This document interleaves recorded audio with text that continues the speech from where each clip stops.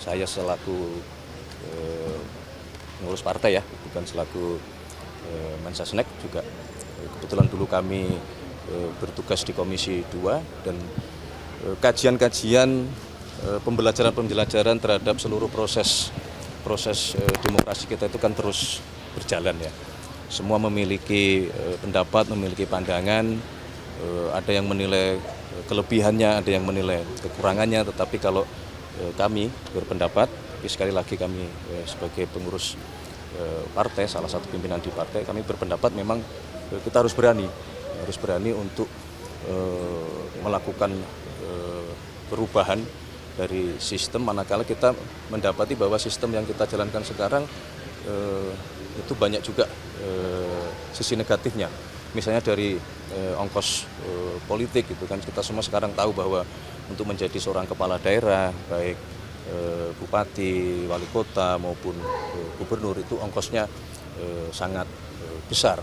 Belum dari sisi negara ya, dari sisi negara dalam hal ini mengenai pembiayaan ya.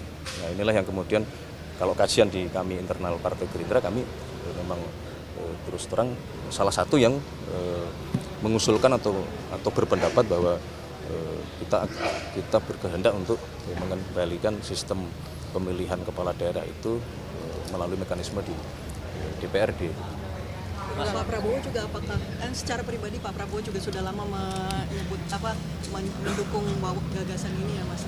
Itu kan tadi saya sudah sampaikan, saya mewakili. Apakah itu juga dibicarakan Pak Prabowo ketika bertemu dengan menteri-menteri yang juga ketua umum parpol?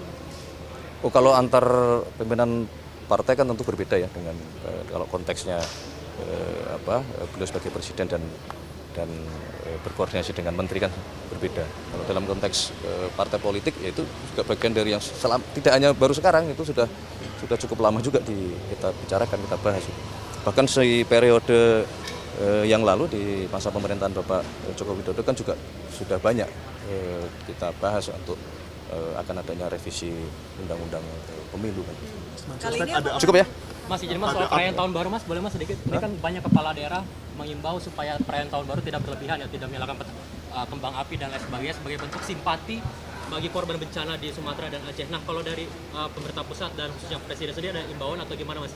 Ya saya kira itu sangat tepat ya, sangat tepat karena kita juga harus menunjukkan rasa empati, solidaritas dan rasa senasib sepenanggungan sebagai satu bangsa kan tentunya ada yang sedang mengalami bencana yang kita juga harus ikut merasakan gitu, bahwa ini bertepatan dengan masalah kebetulan ada pergantian tahun ya. Kalau kami berpendapat ya, apa yang disampaikan oleh kepala-kepala daerah itu sudah benar ya. Mas, setelah disahkan DPR itu Pak Prabowo udah menandatangani KUHP ya Mas? Ya. Sudah? Tanggal berapa Mas? Aku tanggal pastinya pertengahan Desember. ya, kurang lebih. Berarti udah resmi punya nomor ya sebagai undang-undang ya? Iya. KUHP? Sudah. Pemberlakuannya baru nggak? Pemberlakuannya Baru nggak berarti di Januari 2026? Iya. Sama KUHP? KUHP ini Januari mana? Kitab Undang-Undang Hukum Acara Pidana kan. Nggak, pasal Yang pemberlakuannya baru nggak? Iya. Terus balik lagi ke penanggulangan bencana ini ada usulan bahwa BNPB akan dijadikan kementerian. Apakah pemerintah mempertimbangkan untuk menjadikan BNPB? Belum lah, kita belum sampai ke situ ya. Sekarang kita konsentrasi betul-betul ingin secepat-cepatnya melakukan penanganan kalau daerah itu masih dianggap darurat gitu, kita pengen segera itu bisa terselesaikan. Kemudian yang sudah berhasil daruratnya terlewati, kita sudah mulai ingin fokus betul-betul untuk masalah rehab rekonnya Buntara maupun hunian tetap gitu. Ada satu contoh bahwa di sebuah kabupaten di Tapanuli Selatan itu sudah mulai proses pembangunan hunian tetap gitu, yang itu adalah hasil kerjasama kita semua ya, karena dibangun di atas lahan miliknya PTPN. Milik ini dalam artian penguasaan ininya ya, penguasaan hak kelolanya ya. Nah itulah yang menunjukkan bahwa memang ya negara punya kewajiban itu di saat masyarakat membutuhkan, ya kenapa tidak, tanah negara dipakai untuk kepentingan masyarakat, karena toh ini karena akibat bencana alam kan gitu. Oke ya. Update soal penindakan banyak. Pembalakan liar, Mas. Hah? Satgas Penanggulangan. Pembalakan liar. Iya, ada update soal itu. Penegakan hukum. Ya, berkenaan dengan masalah pembalakan liar tentu sebelum sampai ke sana ya tentu kita semua itu adalah sebuah kegiatan yang tentu saja melanggar hukum kan begitu. Ya, baik dilakukan oleh bisa jadi dilakukan oleh sebuah korporasi atau dilakukan oleh orang perorangan begitu. Nah, menurut analisa dan pengamatan kan pembalakan liar inilah juga yang menambah daya dampak dari kejadian bencana kemarin kan begitu.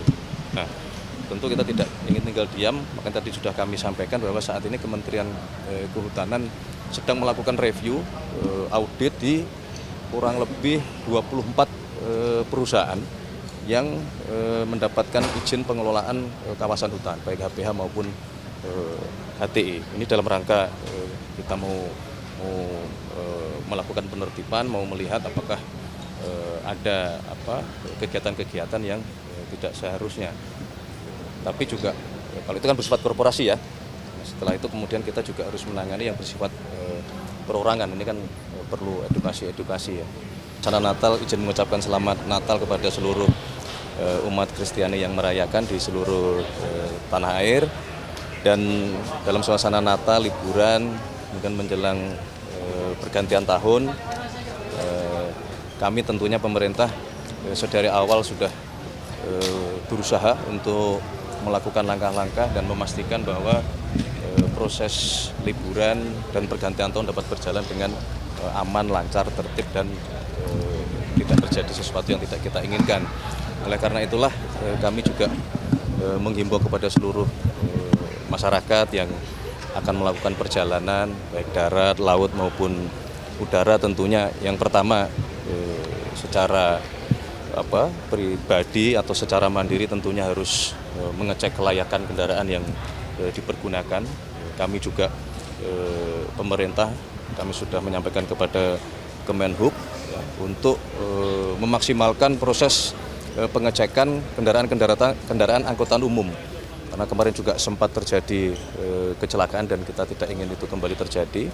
Oleh karena itulah kami sudah minta untuk dilakukan betul-betul cek kelayakan dari kendaraan-kendaraan umum yang akan mengangkut atau melayani masyarakat yang memanfaatkan momen liburan dan pergantian tahun.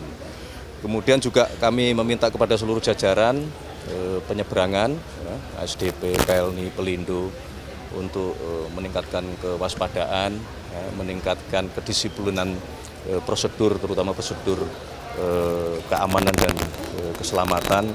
Karena bagaimanapun juga di masa seperti ini jumlah penumpang itu meningkat, sehingga kita tidak boleh kendor dari sisi kedisiplinan keamanan maupun keselamatan. Saya kira itu hal-hal prinsip. Kalau hal-hal lainnya ya tentu kami memastikan ketersediaan BBM ya, Pertamina di bawah Kementerian ESDM untuk memastikan bahwa BBM tersedia di seluruh wilayah tanah air. Mas, terkait dengan tadi kan Kemensos mengatakan bahwa anggaran yang sudah digelontorkan Kemensos sendiri sudah mencapai 100 miliar lebih. Ya. Kalau dari pemerintah sendiri totalnya sejauh ini sudah berapa ya? Yang pertama tentang Kemensos kita tidak melihat angkanya, tapi kan kita melihat itemnya ya, karena angka itu sudah pasti akan bervariatif bergantung ya, dari kondisi data per hari ini. Ya, karena yang direalisasikan itu memang belum semuanya. Kalau berkenaan dengan angka pemerintah, secara umum kemarin sudah kita hitung kan ada kurang lebih di kisaran 60 triliun untuk pemulihan pasca bencana ya, baik rehab maupun rekonstruksi. Tetapi sekali lagi juga itu bukan angka yang kemudian jumlahnya pasti sejumlah itu gitu. Karena dalam perkembangannya tentu bisa jadi terdapat perubahan-perubahan dan penyesuaian-penyesuaian data bergantung kondisi di lapangan. Mas, izin satu lagi, kan Bapak juga mengatakan bahwa Bapak Presiden mengatakan setiap seminggu sekali akan diusahakan untuk ke daerah bencana. Apakah di minggu ini, di tahun baru ini akan mengecek? Direncanakan begitu. Berarti akan bertahun baru di sana? Rencananya begitu. Mas, ini terkait kalau dengan rencana tadi. kunjungan Presiden ke tempat bencana yang lain di Kalimantan? sedang direncanakan ya, sedang dilihat ya, karena kan tentunya kita harus mengikuti kondisi di lapangan ya. Mas, terkait dengan tadi ada paparan mengenai bantuan EBLT seperti itu dari pemerintah kabupaten sama kota juga meminta adanya kenaikan karena indeks yang digunakan kan dari 2020, 2021. Nah, ini sudah fix angka-angka tadi atau masih dalam proses untuk pengkajian ulang? Sementara menggunakan angka yang lama karena kalau akan dilakukan penyesuaian tentunya membutuhkan koordinasi lintas kementerian. Nah, kami berpendapat untuk sementara kita menggunakan aturan yang lama supaya prosesnya bisa segera dijalankan gitu. Dari sini ada panti Werda yang terbakar 16 tewas menangani. Sudah monitor belum? Siap, kami sedang pelajari dengan Mas izin sudah. Subscribe, share, like, and comment. Subscribe, share, like, and comment. Subscribe, share, like, and comment. Subscribe, share, like, and comment. Subscribe, share, like, and comment.